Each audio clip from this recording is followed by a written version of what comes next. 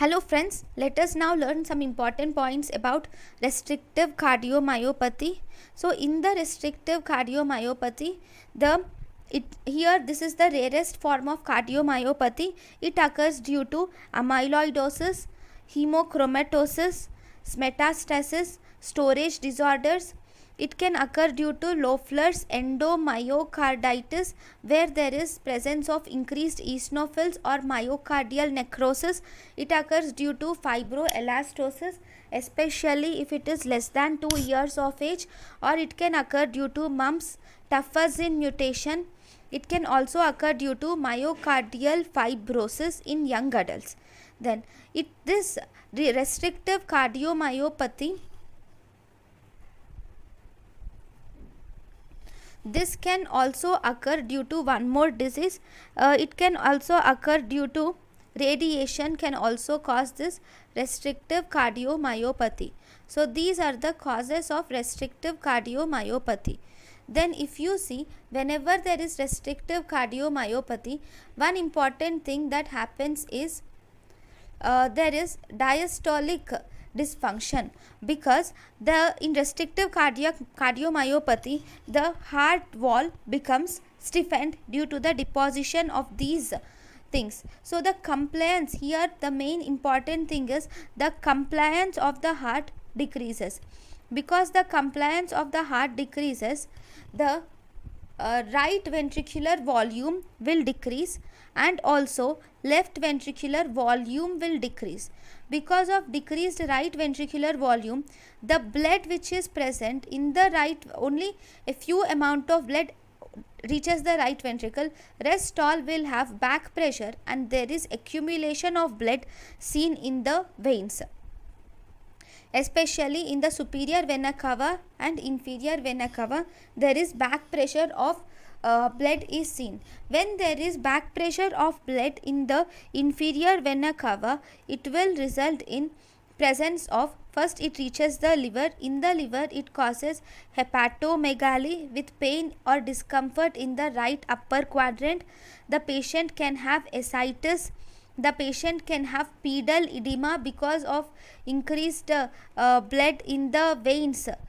Okay, veins in the feet causing pedal edema because of increased vascular, because of differences, and it also causes Kussmaul sign is seen positive in this restrictive cardiomyopathy.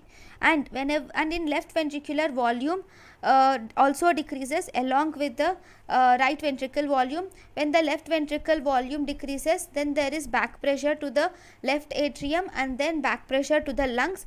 Because of the back pressure to the lungs, it causes pulmonary edema, and also the patient will have dyspnea because of this increased blood in the pulmonary edema. It also causes S3 and S4 heart sounds will also be seen, right? So these are the main clinical features which you see in restrictive cardiomyopathy. Then if you see the investigations, you will do chest x-ray, and in the chest x-ray you will see presence of pulmonary edema is seen in the chest x-ray. Along with pulmonary edema, you will see presence of perihilar infiltration is also seen in the chest x-ray. Then you are going to do ECG, and in the ECG you will see low voltage ECG is seen. Okay, then one important thing that occurs in ECG is, if you see R wave plus S wave, this will be less than 5 millimeters is seen in limb lead, because there is low voltage ECG. So R plus S wave will be less than 5 millimeters in limb lead, and it will be less than 10 millimeters in chest lead.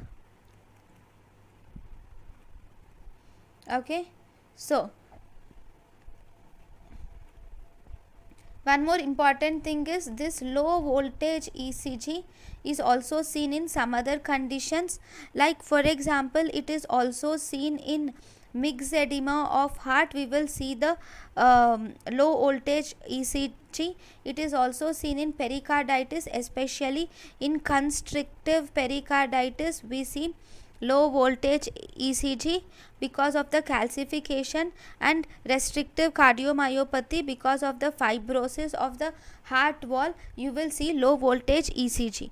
And if you do Doppler study, in the Doppler you will see presence of square root sign is seen. And remember, this square root sign in Doppler is also seen in one more disorder. It is also seen in constrictive pericarditis. Okay, and in the restrictive cardiomyopathy, you can do biopsy can be done, and if you do you can do an endomyocardial biopsy can be done in this restrictive cardiomyopathy. Endomyocardial biopsy is done. And what is the preferred modality for diagnosing of restrictive cardiomyopathy? Cardiac MRI is the preferred modality, imaging modality for diagnosis of restrictive cardiomyopathy. Treatment is, we can give oral anticoagulants. This oral anticoagulants will decrease the embolic stroke incidence, and you can also give oral diuretics. And for treatment of choice, main treatment of choice is, because here the heart is completely fibrosed, cardiac transplantation becomes the main mode of treatment. Thank you for watching.